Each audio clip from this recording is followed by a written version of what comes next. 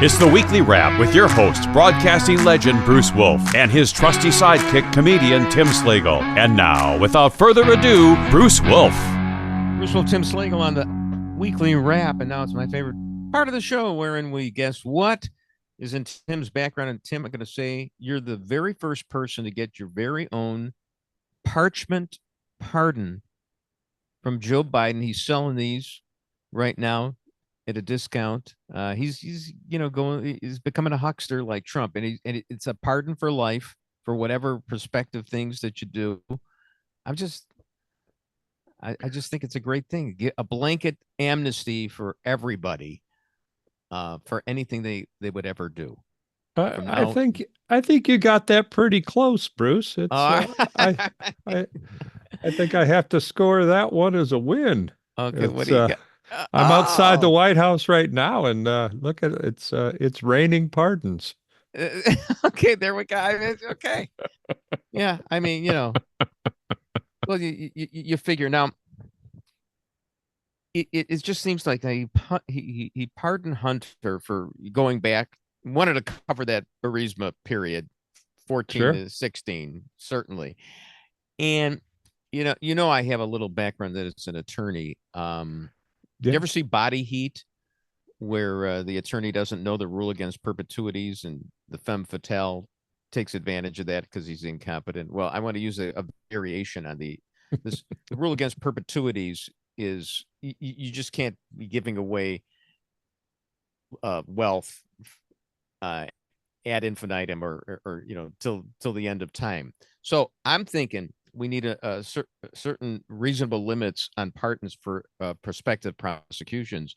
Something like no pardon is good unless it must vest within 21 years of a life and being at the creation of the pardon. And that just, if you think that through, that's because that's what Biden is doing. And now we're hearing that he's going to pardon all these, people like Adam Schiff, people who haven't apparently are going to be the intended targets of Kash Patel and President Trump and whoever is going to be the Attorney General.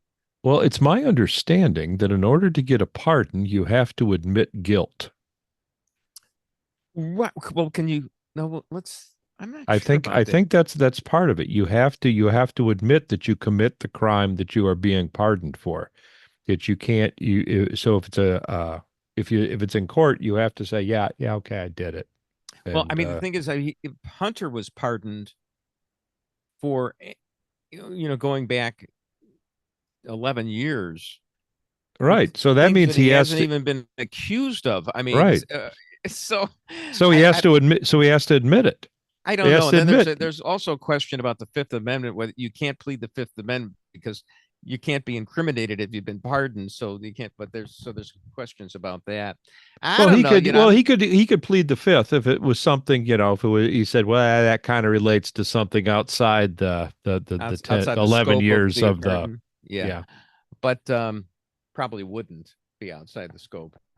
Anyway, Jim Garrity, I believe. Well, I don't know. This is the tweet that I sent over, but I do know that Jim Garrity of National Review actually counted the number of times that Biden or Karine Jean-Pierre had said there was no chance that the president would pardon Hunter, and I think it came out to 10 times. But it wasn't a Spinal Tap 11. So I mean, but yeah. Did you think he was going to get pardoned, Bruce? Absolutely, didn't you? Yeah, we all knew it. It was a given. It was an absolute. I mean, it's like the scales are falling from the eyes, just like the pardons are falling, from the heavens behind you right now. From some of these Democrats, you're kidding me. They're slack-jawed. It was the 82nd anniversary of the debut of Casablanca last week, and of course one of the famous lines. Every line is famous in the movie, but it's Claude Rains saying, "I'm shocked that there's gambling going." Slack-jawed. Oh yeah, who was surprised by this? But what's interesting, and I give some of the Democrats credit they are shocked at least that they had actually believed in Biden. The ones who are really bad are the Whoopi Goldberg types who are like, well, you know what? He probably didn't decide until the weekend before. He really deliberated on it. And he, in light of the new circumstances that, they knew they were going to be targets of Trump. It's Trump's fault. And sure. And so that's well, why actually, NBC, I think it was NBC News, actually said it was several paragraphs down in their article, but they actually said that he knew he was going to pardon him back in June. And look, and his advisor said, don't say that. Look, we know who Biden is. I mean, Biden, and I've always been surprised that more hay hasn't been made of this. Well, because there's so much with him. I mean, there was the plagiarism that knocked him out of the 1988 presidential race. There's, all these ridiculous meetings that he's had with Mandela and Jesus, whoever. He's done it all. But I mean, the one that always stuck in my craw was, admittedly, his first wife was killed in a car accident, and he lost a daughter as well. But he blamed the other driver, and he actually not only blamed him, he said the guy had drunk or drank his lunch that day. Mm-hmm. No evidence whatsoever. And I could even understand a grieving husband and father saying that like one time, in anger or whatever. But he went. No, he stuck with the story. He stuck with the story it happened like in the early 70s, and he stuck with this until the family finally begged him, a few years into this century, to stop doing it. And, those were the days when you could get away with that kind of thing because there wasn't an internet, and you didn't have. Everybody now is what Tim Russert used to be on Meet the Press. Everybody now can impeach anybody else with prior inconsistent statements or lies or whatever, because everything's on video. and so he finally got caught on that. But that's the kind of guy he is. He's a piece of crap, a total piece of crap. But people, you know what? I don't even bother. I don't mind when people say, look, I don't like Trump. He cheats at golf. He's a fabulist. He's crazy, but I'm voting for him for A, B, C, and D reasons. But the Democrats just can't allow themselves to just be, if they just say, yeah, I know, we know he's garbage, but we just wanted him, wanted his policies. That's all. I think he wasted his time in Delaware. He could have done very well in Chicago. Guy like that. I mean, but how they could be shocked over the whole thing, I have no idea. So there's talk.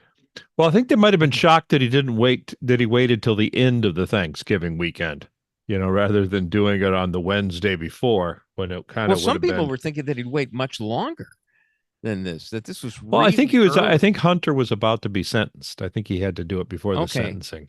All right. So, meantime, we've got these. Hunter's not a strong man. He can't do time. he would have been spilling the beans on the ride over to the prison. He would have turned on the big guy. Oh, that wouldn't have been good. No, he didn't. Now he doesn't have to turn on the big guy. So, one of the, now that some of these Trump nominees are in doubt, and as of this writing, we don't know if Pete Hegseth is going to be the Secretary of Defense. But Fetterman was hysterical. Big Senator Fetterman said that he would vote for DeSantis because DeSantis's name has been put in there if he'd admit to using 3 or 4 inch heels. And I just thought that was so damn funny. But here's the thing. Hey, Fetterman, I mean, you're like 2 minutes removed from a stroke that you had, and you still may have some symptoms. Is it okay? Is it open season on you? But it still was funny. I didn't realize DeSantis had those heels. He might get named ambassador to Japan. Oh, there we go. Hi-yo. And Rahm is apparently trying to sneak back into Chicago on little cat feet. Uh, uh, pardon my Carl Sandburg, but that's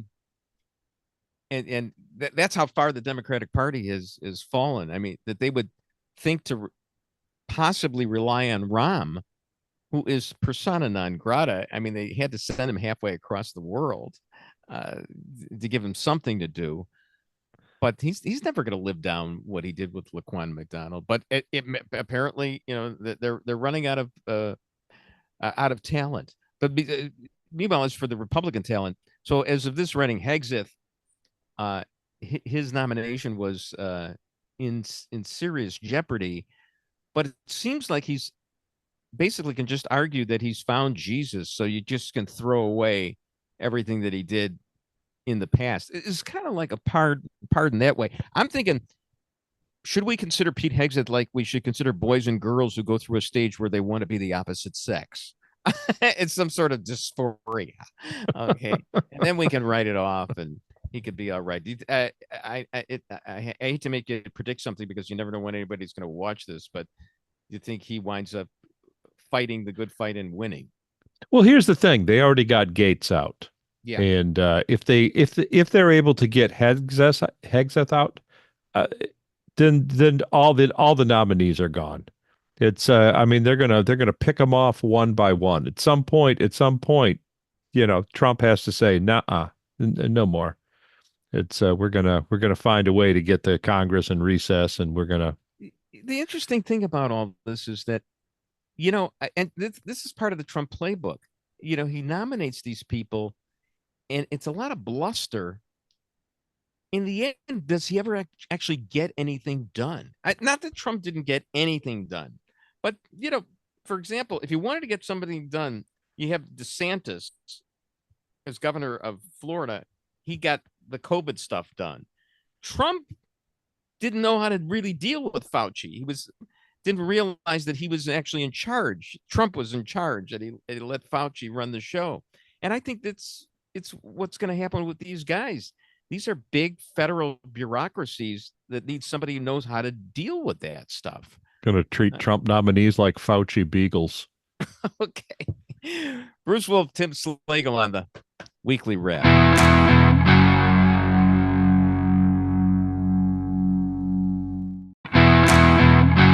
Bruce Wolf, Tim Slagle on the Weekly Wrap. This is amazing. It's Kyle Smith, who used to be like a ombudsman for National Review. Now I think he's the Wall Street Journal film critic.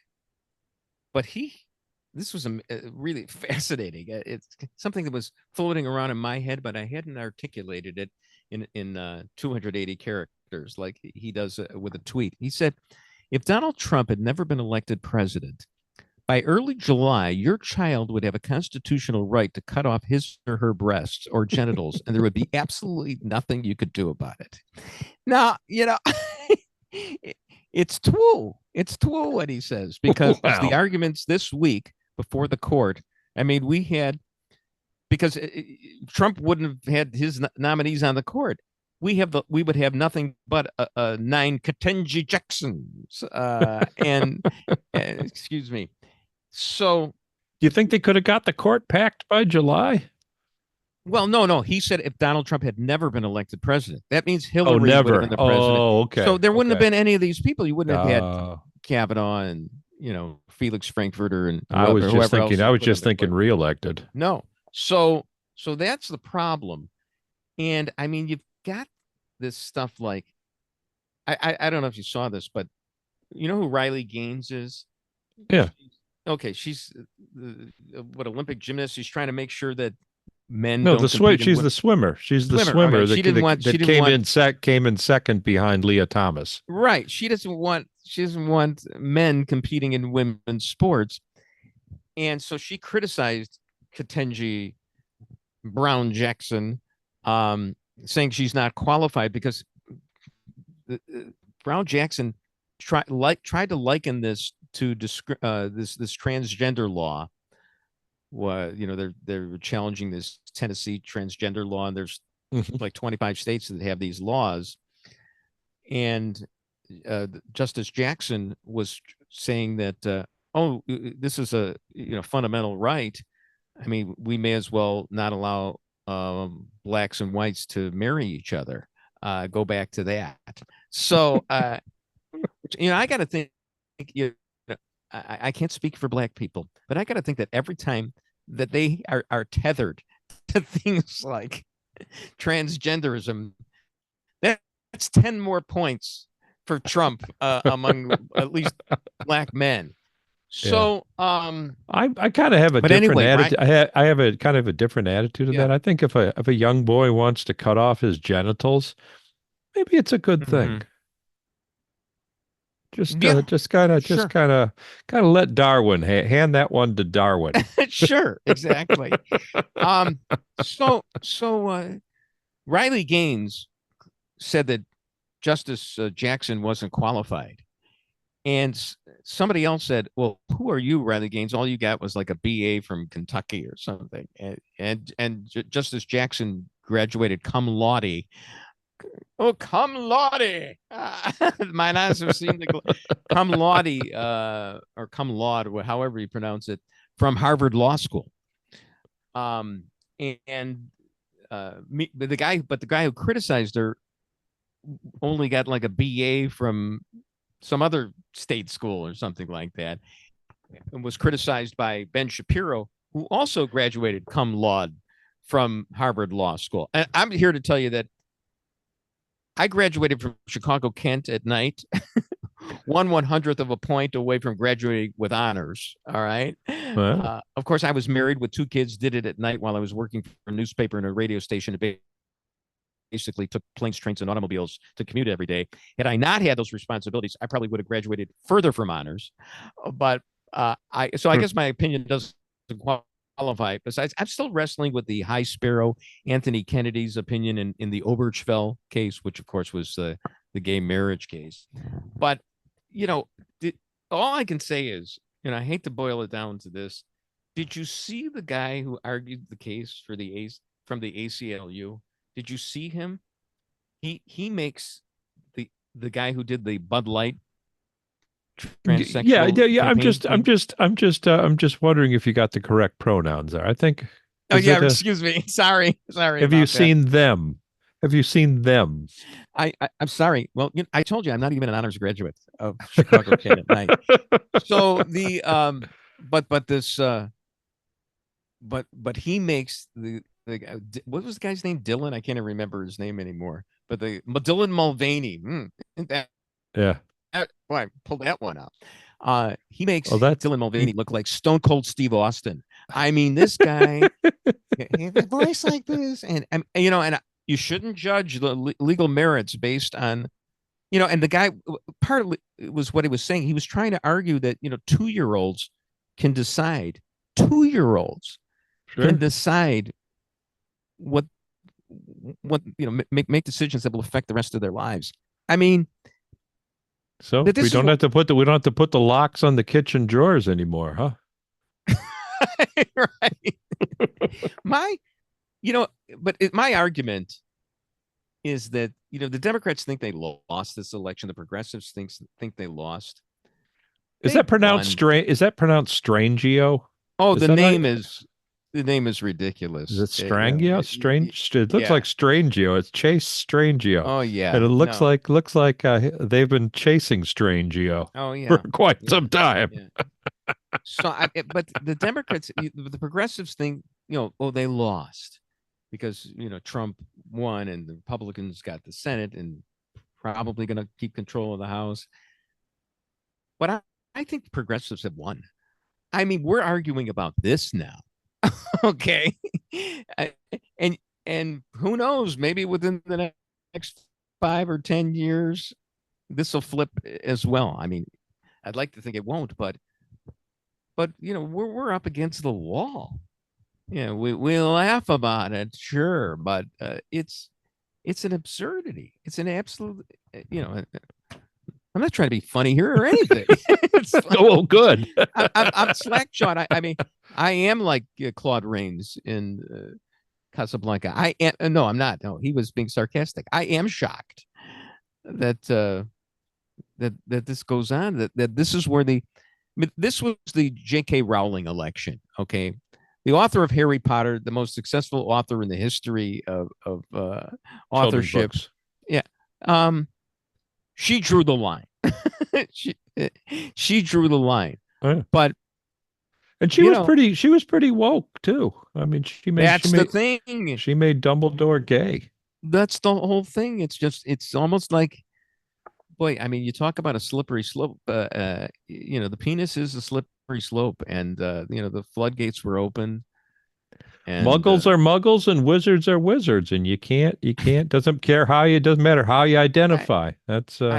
Yeah, right. But anyway, did you see Trump's Thanksgiving Day message? It was really funny because it wasn't. He didn't exactly put the magnanimity in MAGA or whatever. I mean, it was happy Thanksgiving to all, including the radical left lunatics who've worked so hard to destroy our country, would have miserably failed and will always fail because their ideas and policies are so hopelessly bad. And the great people of our nation just gave a landslide victory to those who want to make great America great again. I mean,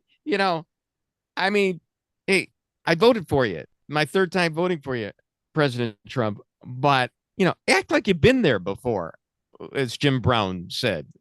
And you have been there before. Good old number 45 president as well. I don't think radical left lunatics celebrate Thanksgiving. I think it's but I mean, the thing about Trump is, you should do something cute but not over the top when you're doing do the Trump touchdown dance that they're all doing now. It's tasteful. But you know who would have been, and I know Thanksgiving's long gone now, but you know who would have been the perfect Thanksgiving guest? Kamala Harris. Because she wouldn't have talked politics. Oh, how are you going to vote? How did you vote on that referendum in California to tighten the criminal sanctions? Oh, I can't. No, Kamala, we're out of wine. She wouldn't have talked. Yeah, she wouldn't have talked about politics. So, all right. Did you see? I'm sorry. Did you see Representative Higgins' Thanksgiving message?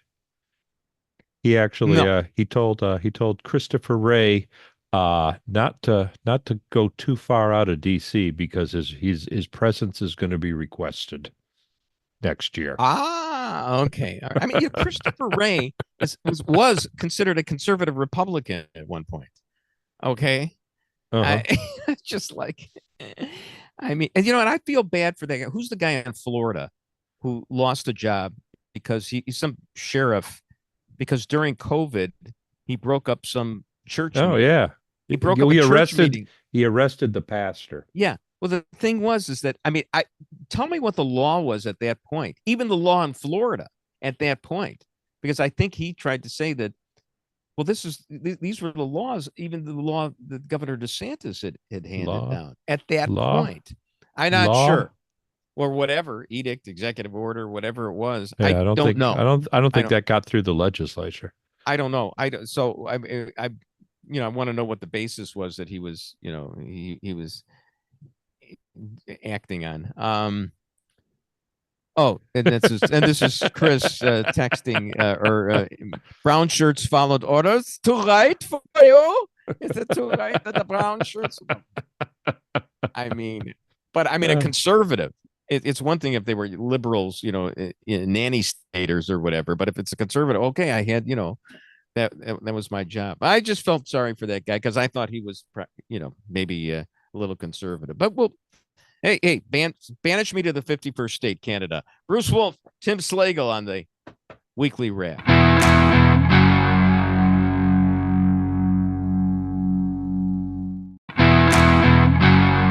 Bruce Wolf, Tim Slagle on the Weekly Wrap. Al Sharpton should just be grandfathered in.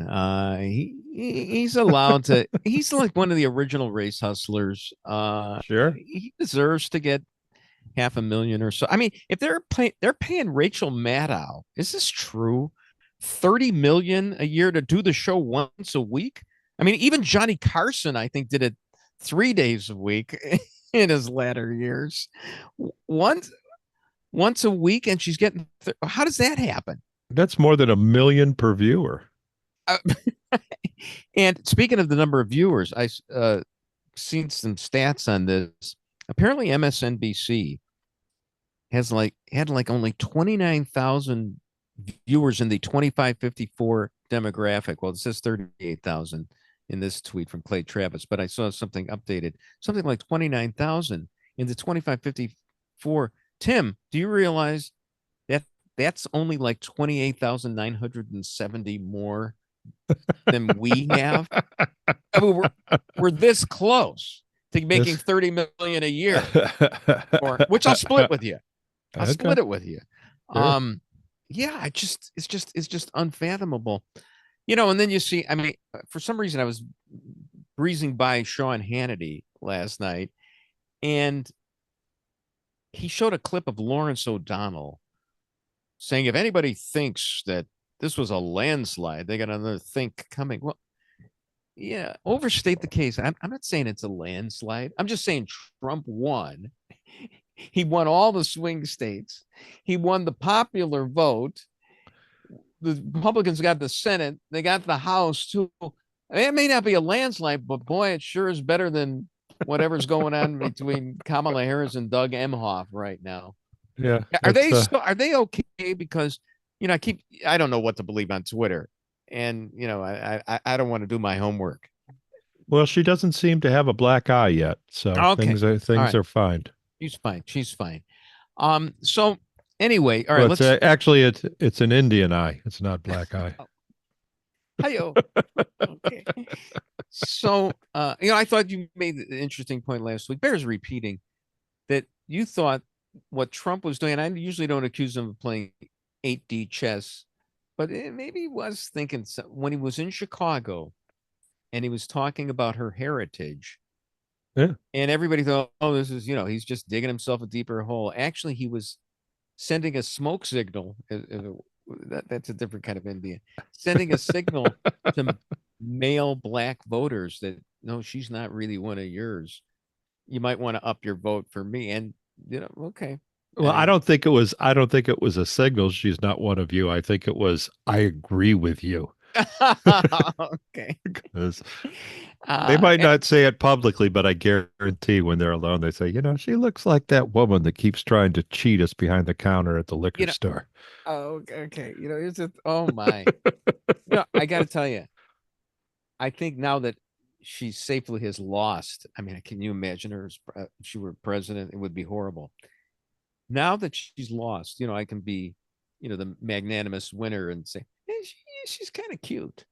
I should probably drink me under the table. That's not difficult. So, all right. So what is this site called? Mediaite or whatever?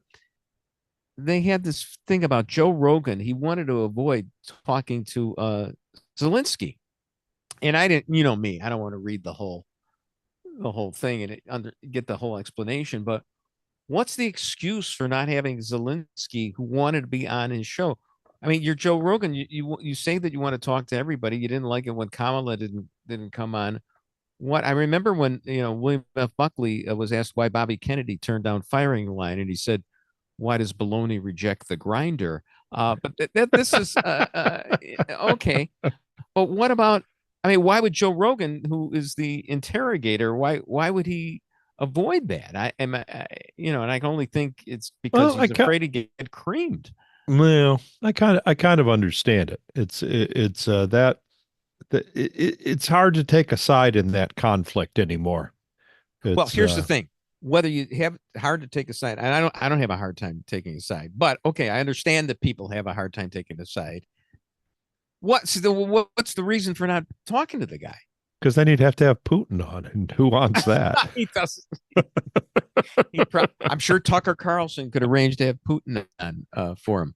If I was managing Joe Rogan, here's what I would say is, Joe, here's the way you do it. Have him on, but don't talk anything about politics. Just talk to him about comedy. He's a comedian. Sure, talk about that show that he did. I saw the first 2 episodes of that show that he did. It was hysterical. I mean, it was actually funny, but it was like, this is crazy. It was about a corrupt leader, and a guy who lets leadership go to his head. It was hysterical. All right, so Bari Weiss was on Joe Rogan, and she sat there and she was talking about somebody not being qualified, and she said, I read this somewhere, I can't remember something, and she admitted that she doesn't know, she didn't know everything. Didn't know every fact that, and this is a very intelligent woman. I think more people should just. I remember the moment that it hit me when I was hosting the show with Dan Proft on WLS, and it was like it was okay for me to say that I didn't know the answer to something that I wasn't an expert on everything. I mean, it's a classic thing for attorneys when you're taking a deposition of these so-called experts on things. To get them to fess up to the fact that they're experts on everything. and then it's like, because nobody is. Right. Oh, really? You spend all that much time? Me, I'm watching 2.5 Men. I'm not an expert on all this stuff. But I thought that was interesting because sometimes you're intelligent enough to realize, okay, I don't know something. You can say that. Bruce. What was it? Tim, you could say that I don't know that the 2020 election was rigged. It's okay to say that. Bruce, I'm sure you did. Bruce, What? I'm sure you did some detailed research on this. Like you watched the whole podcast and read copious reports on it. Of course, on the Bari Weiss podcast. Yeah. No, I just saw the clip. Right. All right. You know me. Did you even watch the clip of it where she's getting flustered and it was embarrassing. She tries to point out facts that aren't facts, that they're talking points from MSNBC about Tulsi Gabbard. Oh, right. She's a Russian puppet, blah, blah, blah. And Joe goes, I don't know that. Tell me how. And she goes, well, everybody knows that. And he goes, no, tell me specifics. And then she goes to the producer, pull up the specifics, and he can't find anything. Maybe this was about Tulsi. Here's the thing about Tulsi. Okay. First of all, you should know I love Tulsi and I supported her when she ran for president. So go ahead now. You love Tulsi? I absolutely love Tulsi. Are you physically attracted to her? No, she's been a favorite politician of mine for about a decade. Okay, look, all I can say is that she's opposed, or she's made statements in the past and taken positions in the past that are opposed to what Donald Trump believes in. I mean, and he's done that with a number of his appointees, but she has done that. What's wrong with that? Well, you usually want people in your cabinet who agree with you. Do you think he and Mike Pence would be good buddies outside of him being vice president? You think they'd ever hang out ever once? Go to church on Sundays with Mike Pence? Can you seriously, Mike Pence, who won't sit across the table from a woman by himself? Well, maybe if Trump were there to chaperone, maybe. Yes, mother. Mike Pence would. Now, look, yes, I have to recuse myself from talking about Mike Pence because I can't stand the guy because I once did a show with him on a Saturday on WLS, 2 hours, and Drew Hayes, the program director, said, "Oh, he's a lot of fun. He's done radio. He's a radio guy and everything." And he was informative. He knew what he was talking about, certainly more so than I did. But I mean, hey. When I'm on the radio, as Tim will attest, when I'm doing a show, I'm there to hear me. Okay. And I couldn't, it was like this guy didn't shut up for a second. I mean, seriously. So that's my axe to grind with Mike Pence. Can you imagine 3 hours a day of that monotone? He was big in Indianapolis, but could you imagine 3 hours a day of that monotone? I couldn't. Oh, it's just ridiculous. I mean, you'd want to kill yourself. So anyway, but the thing about Tulsi is that, I mean, I think she's going to try and I don't think she's going to actually try and walk back what she believes in. And, is this what Trump wants? I mean, Trump picks a lot of people he doesn't agree 100% with. No, I get it. And, and he's trying to get RFK Jr. to ruin Coke again. Well, here's the thing about Coke. Make Coke great again. All right. Here's the thing about Coke. All right. Now, they want to get rid of the high fructose syrup and put not cocaine in yet, but put in cane sugar. Do you know why we use high fructose syrup and not cane sugar? You know why? Cheaper. Tariffs. Huh. As Scott Lincecum points out. But see, that's the thing. Oh no, we're going to put tariffs in. Oh well, there's that's what happens when it's the subsidies. It's subsidies to the corn industry and finding other ways to use corn. It's just like E85 gas. Look, no, it's both. It's both. Look, here's the thing. My question is, do I know more than Sean Hannity knows about tariffs, Mr. $30 million a year? Because you talk about a guy doing talking points. I mean, that's the guy. And it's, oh no, we just use the tariffs as a negotiating strategy. And then, we'll get better deals. No, that's not exactly. Yeah, it can work that way to some extent, but it also, eventually you actually have to come through with a tariff, and other industries suffer because of that. Other people, because life is more complicated than a Rubik's cube. But that's the mantra right now. First, we glossed over something very important here. Tim thinks that Coke with corn syrup tastes better than sugar Coke. That you don't spend the extra $1 for the Mexican Coke if you're at a restaurant. I'm with you. Look, I'm asking Tim specifically. He said that he's going to ruin Coke. No, he's going to make it more expensive, but I just did that. I just said that as a segue to get to change the topic. And I saw that was a different topic down on the list, and I said, "Oh, if I hear great opportunity to seg in there," and you just segged us out of the entire segment. Bruce Wolf, Tim Slagle on the weekly wrap.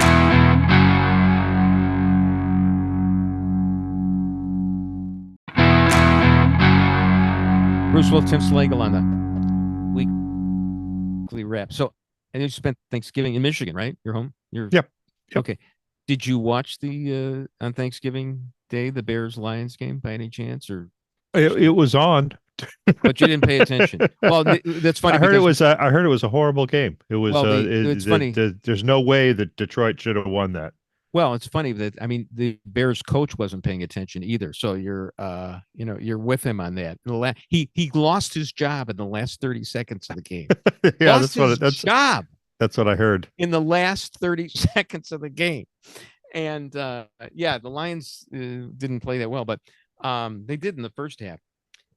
It's the new Bears coach. Well, the interim coach is this guy who was the offensive coordinator, and he has lost like about 20 pounds in the last month because he got elevated to a new position. And I'm thinking, and Ozempic.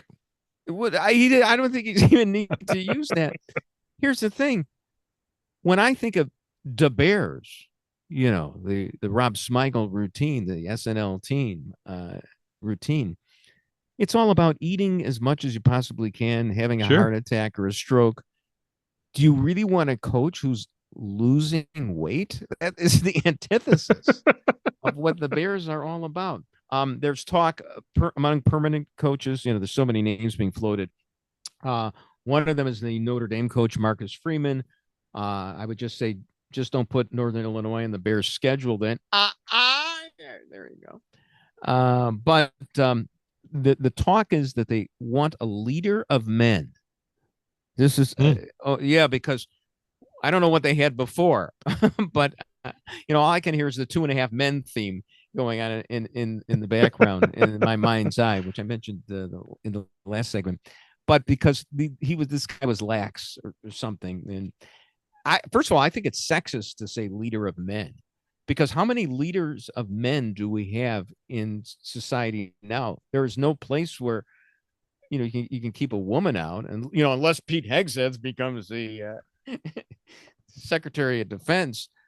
But although I've always thought that we should have women be field goal kickers, especially now, because it's getting out. Now that they've been playing soccer their whole life, they probably got some good kickers.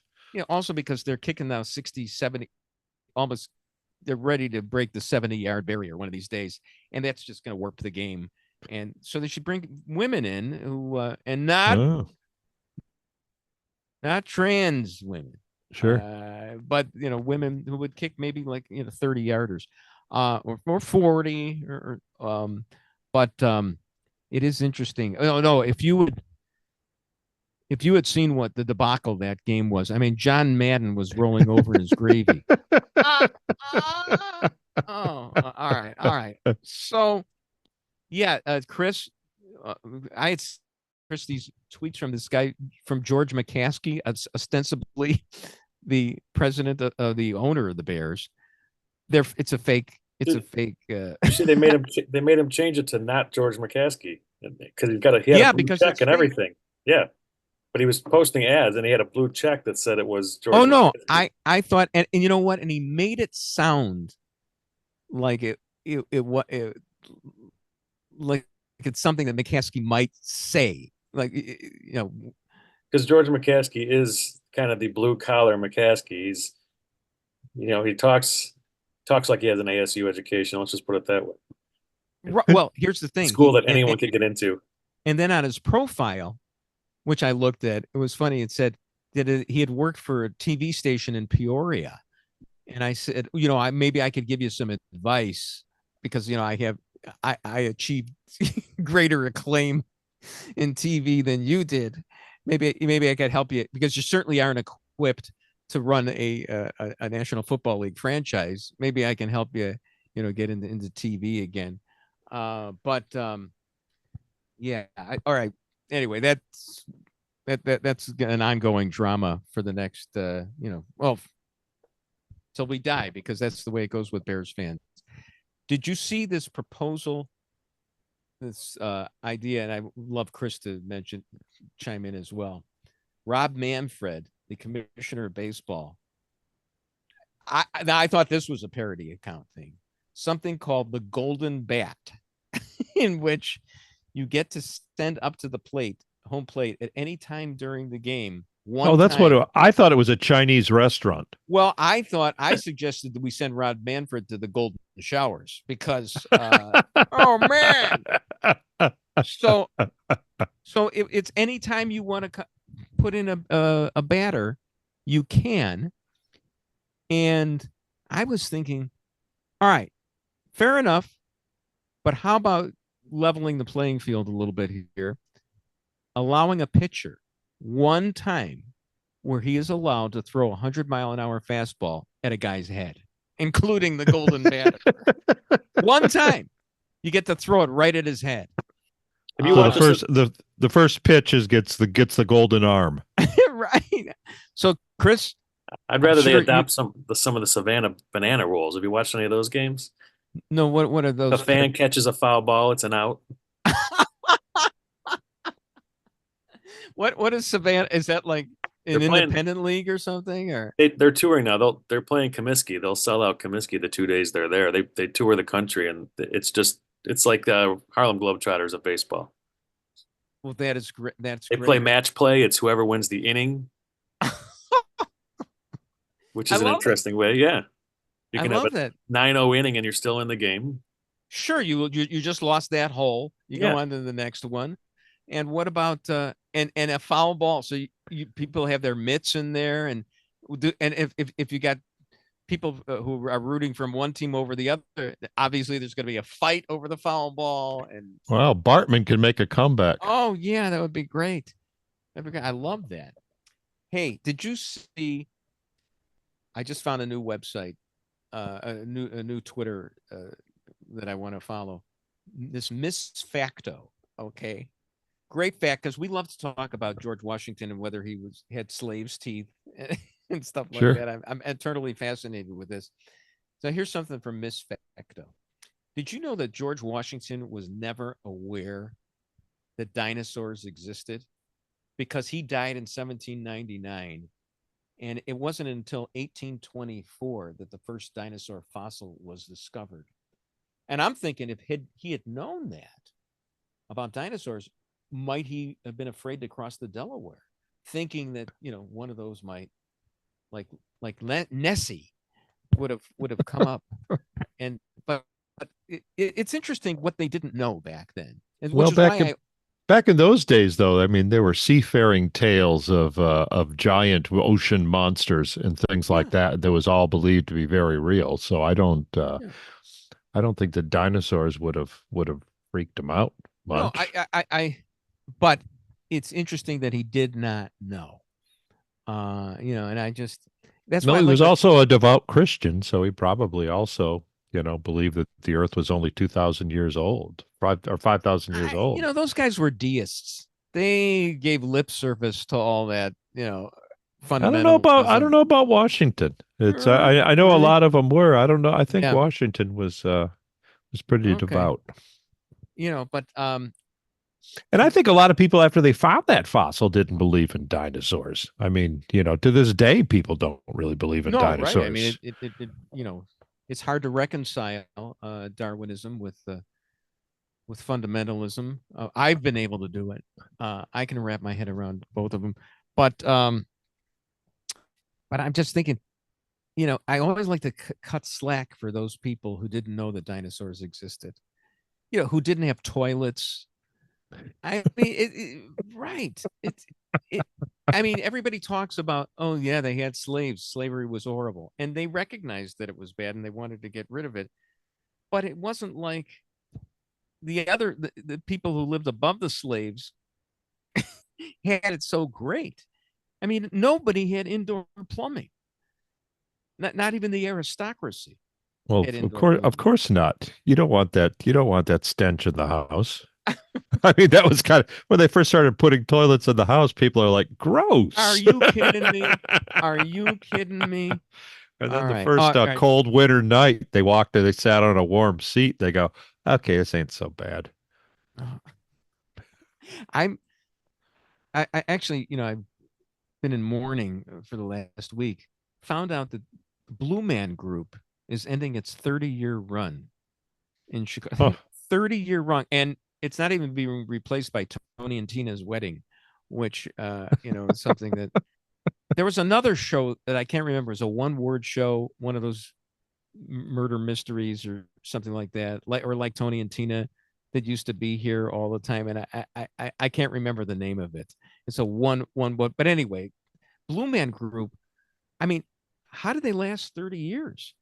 Yeah, everybody had to see it at least once. I never saw it. That was one of those. That was one of those things that was always on my. Well, yeah, I should do that sometime. Right. I never got to see it. Oh, I saw it. How did you like? I don't even remember it now. I saw it like when it first came out in the 90s. And how was it? Was it good? I thought it was fantastic. Yeah, it was interesting. I liked it too, but all I remember are blue guys banging drums and everything. They did throwing toilet paper. Yeah, it was interesting. It was a good way to kill an hour and a half. Yeah. All right. Well, sorry to see the Blue Man Group go. But hey, we're going to be back next year with our very close to next week with our MSNBC 25 to 54-year-old ratings.